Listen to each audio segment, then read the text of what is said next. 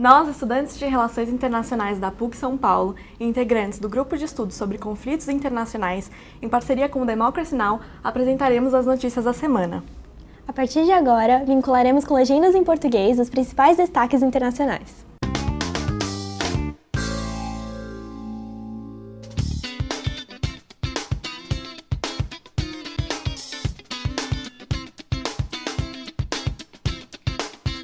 From Pacifica, this is Democracy Now!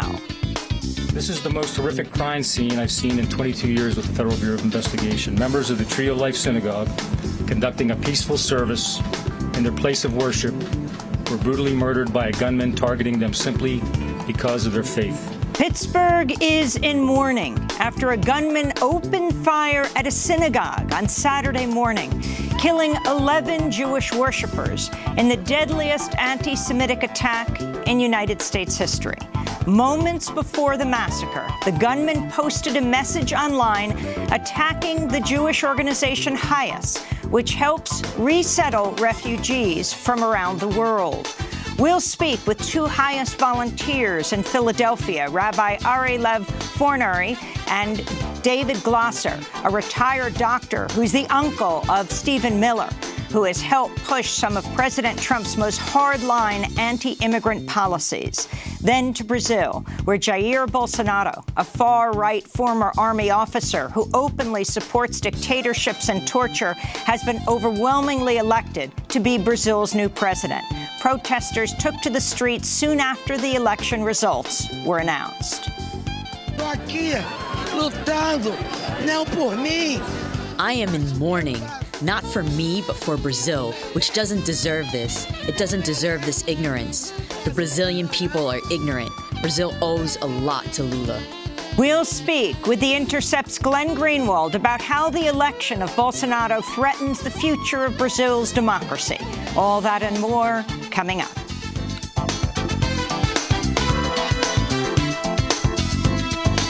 Welcome to Democracy Now!, democracynow.org, the War and Peace Report. I'm Amy Goodman. Pittsburgh, Pennsylvania is in mourning after what's being described as the deadliest anti-Semitic attack in U.S. history. On Saturday, a 46-year-old white man named Robert Bowers allegedly stormed the Tree of Life Synagogue in Pittsburgh's Squirrel Hill neighborhood, yelling, "All Jews must die," as he opened fire on worshipers preparing for Shabbat services. SWAT officers arrived on the scene of carnage 20 minutes after the rampage began and detained Bowers after a shootout. Bowers had an AR-15 semi-automatic assault rifle and at least 3 handguns at the time of his arrest. The 11 victims range from 54 to 97 years old. 6 others were injured, including 4 policemen. On Sunday, some 2,500 people gathered for memorial services to pay their respects and call for healing. This is Pittsburgh Mayor Bill Peduto.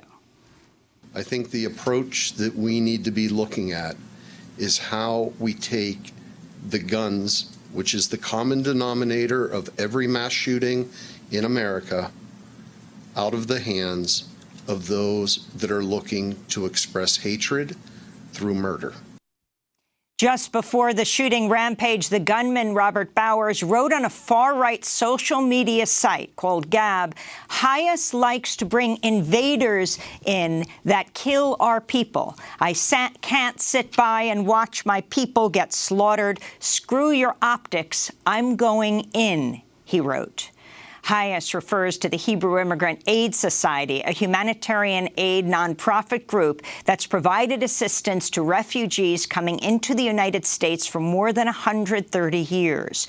Just last month, HIAS condemned President Trump for capping the number of refugees allowed into the U.S. this year at just 30,000, writing, "President Trump has once again betrayed America's history and global leadership in providing safe haven for innocent human beings fleeing violence and persecution," unquote. On Saturday, President Trump said the shooter should face the death penalty and claimed if there'd been armed guards inside the synagogue, the results would have been different.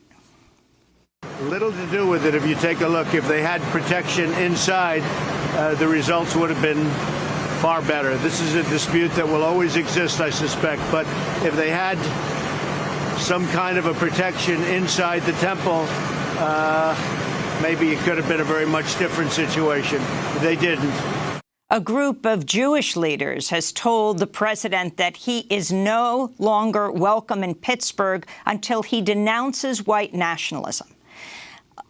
11 members of the Pittsburgh affiliate of Bend the Ark, a Jewish partnership for justice, wrote the letter to Trump that reads in part, "Our Jewish community is not the only group you have targeted. You have also deliberately undermined the safety of people of color, Muslims, LGBTQ people, and people with disabilities. Yesterday's massacre is not the first act of terror you incited against a minority group in our country." Their letter came after Trump cheered on a group of young black Republican leaders at the White House East Room on Friday as they wore MAGA hats and shouted "Soros" and "Lock him up." It was a reference to George Soros, the billionaire financier, liberal philanthropist who's a frequent target both of Republicans and neo-Nazi groups. Soros is Jewish. He survived the Nazi occupation of Hungary before becoming an advocate for refugee rights. This is President Trump at that White House East Room event on Friday. They're called globalists. They like the globe. I like the globe, too. I like the globe, too, but we have to take care of our people. We have to. Globalists. Lock 'em up. Meanwhile, the Fox Business Network has pulled an episode of the Lou Dobbs Tonight program after a member of the right-wing organization Judicial Watch made anti-Semitic remarks attacking George Soros. On Thursday, Chris Farrell described the State Department as Soros-occupied territory to Lou Dobbs. And House Republican Majority Leader Kevin McCarthy has deleted a tweet he posted last week suggesting 3 wealthy Jewish Democratic donors were trying to buy the midterm elections. A tweet by McCarthy posted Tuesday and deleted Wednesday read, "We cannot allow Soros, Steyer, and Bloomberg to buy this election. Get out and vote Republican November 6th. #MAGA." McCarthy tweeted, also referencing Tom Steyer and Michael Bloomberg.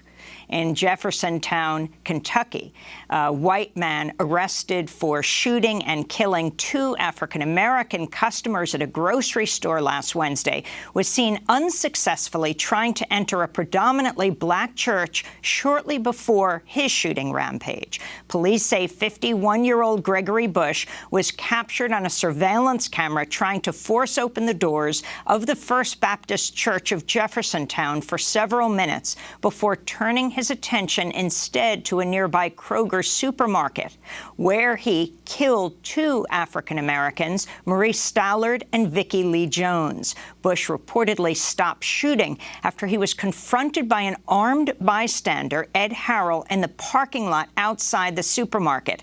This is Harrell's son, Steve Zinninger, speaking with a local NBC affiliate. So your dad was confronting the shooter? Yeah, okay. Yeah. Did that man say anything, or how did your dad figure out something wasn't right? He didn't realize it was him till he'd already seen the gun by his side. He said, "Don't shoot me, I won't shoot you." He's like, "Whites don't kill whites." Gregory Bush has a history of making racist slurs and a long rap sheet of misdemeanor charges, including domestic violence, menacing, and making terroristic threats. In 2009, a judge ordered Bush to surrender his guns and undergo mental health treatment after his parents claimed Bush threatened to shoot them in the head. Bush's father said his son, quote, "carries a gun wherever he goes," unquote. It's not clear whether Bush's guns were returned when the court order expired in 2011. Gregory Bush will face 2 counts of murder and 10 counts of wanton endangerment at a court hearing scheduled for November. Prosecutors are investigating the murders as a possible hate crime. In Florida, Cesar Sayoc, the man suspected of sending a series of explosive devices to high-profile Democrats and CNN, is appearing in court today, where he'll face federal charges and a possible prison sentence of up to 48 years. Sayoc is a 56-year-old white man from Aventura, Florida. He was picked up Friday after investigators tracked him down thanks to fingerprints left on one of the bomb packages. On Friday, authorities intercepted more suspicious packages destined for California Senator Kamala Harris, billionaire donor Tom Steyer, and New Jersey Senator Cory Booker, bringing the total to at least 14 packages. Sayak, who was working as a DJ at a strip club, was active on social media praising Trump and attacking his political opponents, including those targeted by his mail bombs. Sayak's social media post showed him at rallies wearing a Make America Great Again hat. His Twitter account was previously reported to the company after he made threats to a political commentator, but no action was taken.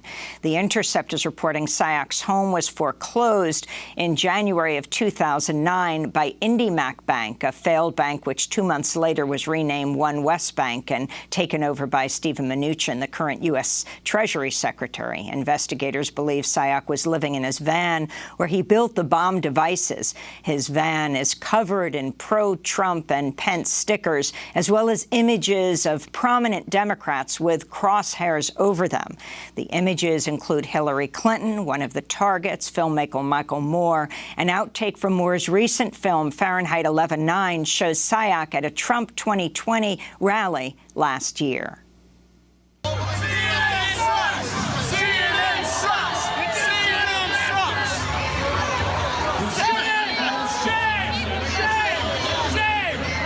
That protest was in Melbourne, Florida. Cesar Sayak was among the protesters chanting, "CNN sucks." In Brazil, far-right candidate Jair Bolsonaro won a sweeping victory in a presidential runoff election Sunday, marking the most radical political shift in the country since military rule ended more than 30 years ago. Bolsonaro defeated rival Fernando Haddad of the leftist Workers' Party by a margin of 55 to 45%. Bolsonaro is a former army officer with a history of making racist, misogynistic, and homophobic comments. From Pacifica, this is Democracy Now! And you have this incredible charade taking place, which the world is looking at with utter astonishment. Poor, miserable people, families, mothers, children, fleeing from terror and repression for which we're responsible. And in reaction, they're sending thousands of troops to the border. As President Trump escalates his attacks against Central American migrants ahead of the midterm elections, we'll speak with the world-renowned dissident and linguist Noam Chomsky about U.S. foreign policy in Central America and Saturday's deadly Pittsburgh synagogue attack. What we're now seeing is a revival of hate, anger, fear, much of it encouraged by the rhetorical excesses of the leadership. Plus, we'll speak with the comedian and actress Ilana Glazer of Broad City fame. Last night, she was forced to cancel an event at a Brooklyn synagogue after a vandal scrawled, "Jew better be ready," and "End is now," among other anti-Semitic and racist graffiti on the building's walls. For coming tonight, we have a situation that's not presenting any immediate danger, but there were hateful anti-Semitic scrawled all over the space today. Very recently, within the past couple hours, so we don't feel safe. Ilana Glazer will talk to us about what happened. Democracy Now! Was at the event. I was one of the people she was scheduled to interview about covering the midterm elections. All that and more coming up.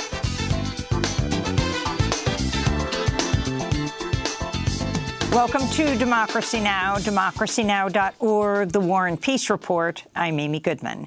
President Trump is escalating his attacks against Central American migrant caravans making their way to the U.S.-Mexico border, including warning soldiers could shoot migrants for throwing rocks. We're not going to put up with that. They want to throw rocks at our military fights back. We're going to consider, and I told them, consider it a rifle. when they throw rocks like they did at the Mexico military and police, I say, consider it a rifle. President Trump has announced he may send as many as 15,000 troops to the border and indefinitely imprison asylum-seeking families in tent cities.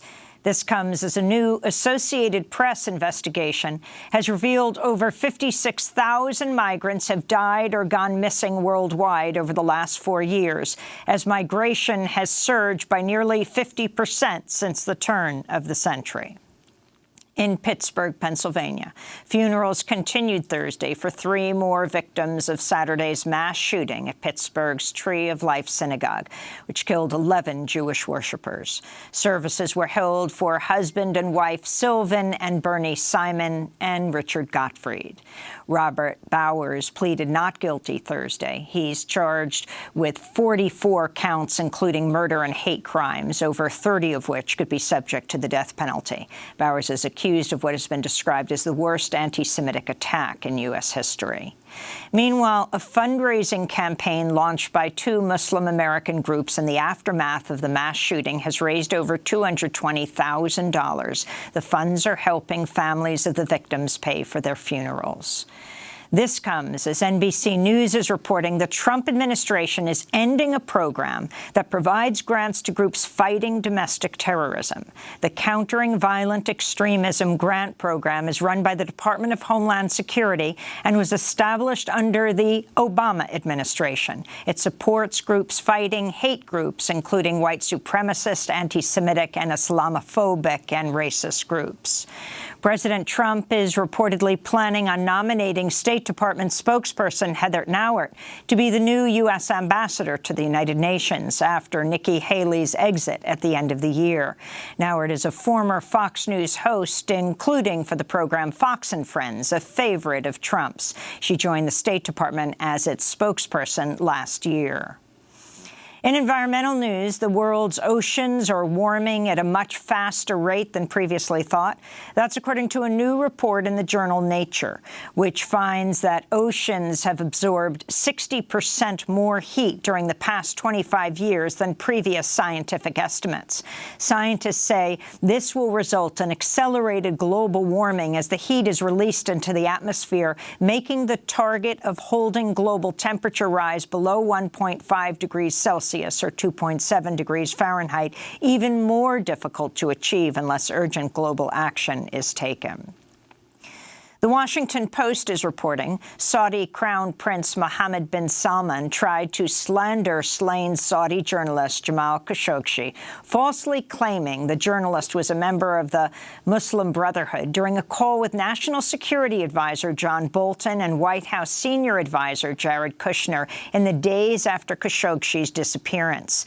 The Muslim Brotherhood is classified by Saudi Arabia as a terrorist organization. Khashoggi was not a formal member of the Muslim Brotherhood. Today marks 1 month since Washington Post columnist Jamal Khashoggi walked into the Saudi consulate in Istanbul and was assassinated. In news on Latin America, National Security Advisor John Bolton announced new sanctions on Venezuela and Cuba at a talk in Miami on Thursday, also singling out Nicaragua for possible future sanctions. He also praised far-right, newly elected Brazilian President Jair Bolsonaro as a positive sign for the future of the region. Meanwhile, the UN General Assembly overwhelmingly adopted Thursday its 27th annual resolution calling for an end to the U.S. economic embargo on Cuba. Both the United States and Israel voted no on the resolution. And in Brazil, far-right leader, President-elect Jair Bolsonaro, has confirmed that Sergio Moro, the crusading judge who convicted former President Luiz Inácio Lula da Silva of corruption, will become his justice minister. After headlines, we'll speak with renowned dissident, professor, and author Noam Chomsky about Latin America and more. In Nigeria, suspected members of Boko Haram attacked 2 villages and a camp for internally displaced people in northeast Nigeria Wednesday, killing at least 15 people. Boko Haram has killed over 20,000 people and kidnapped thousands more since 2009. On Thursday, Google workers around the world walked out to protest the company's handling of sexual harassment and abuse. Democracy Now! Spoke with New York City Google employee and protester Dema Rodriguez.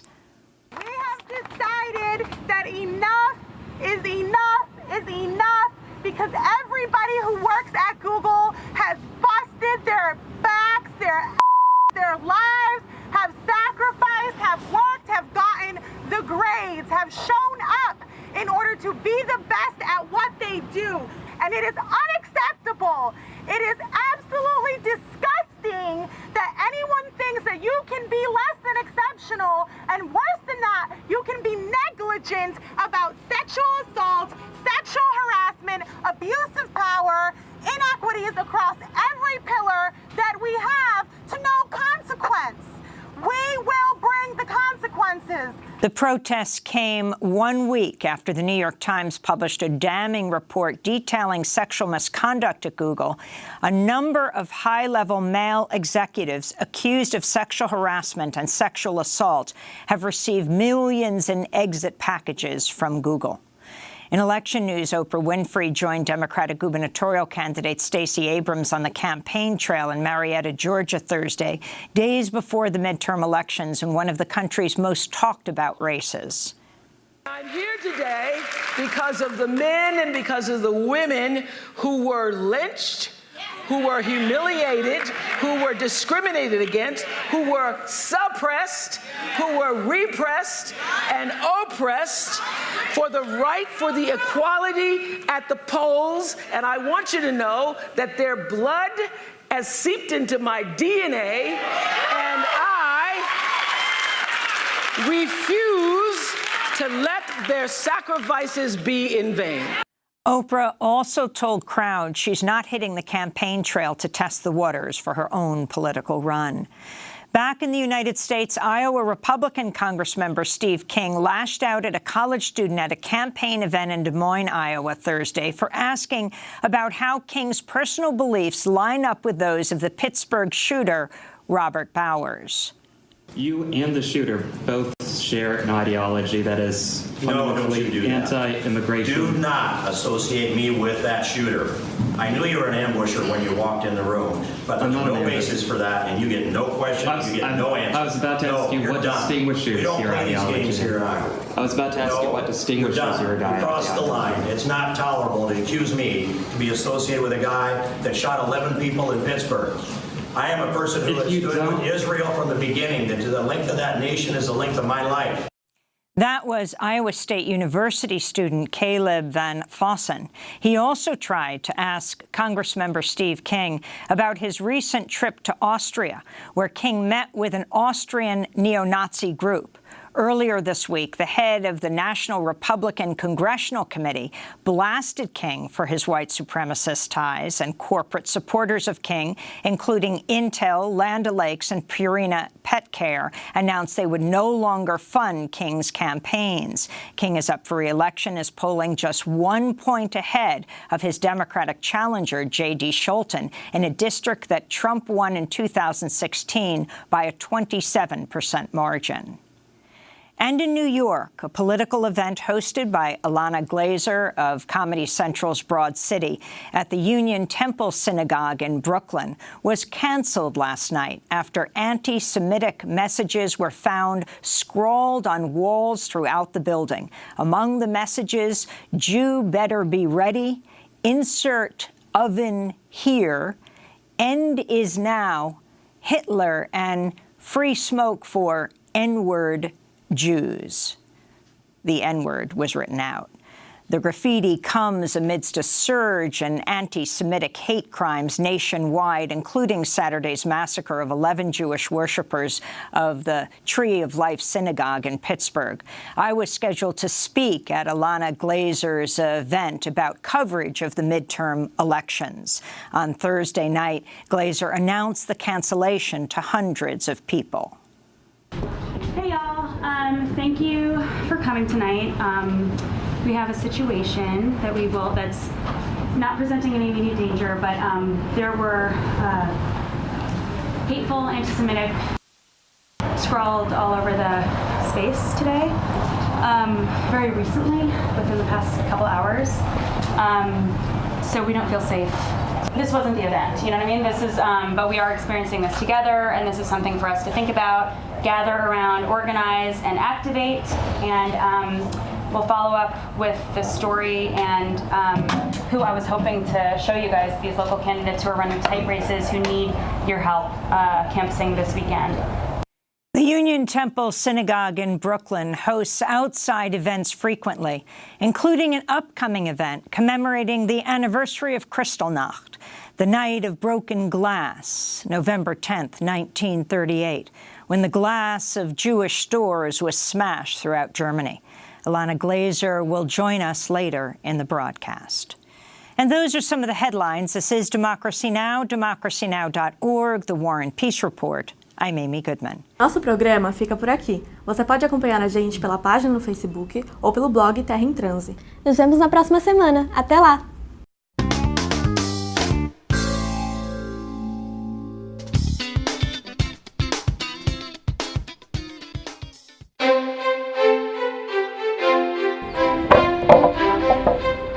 O projeto surgiu com o auxílio do professor, que passou um trabalho para a gente fazer a ponte, né? Que é a ponte arqueada de Leonardo da Vinci. Isso foi muito enriquecedor para a gente, porque a gente conseguiu colocar em prática os conceitos da disciplina. O nosso projeto, além de ter o aspecto técnico-científico, ele teve uma inspiração, o biomimetismo.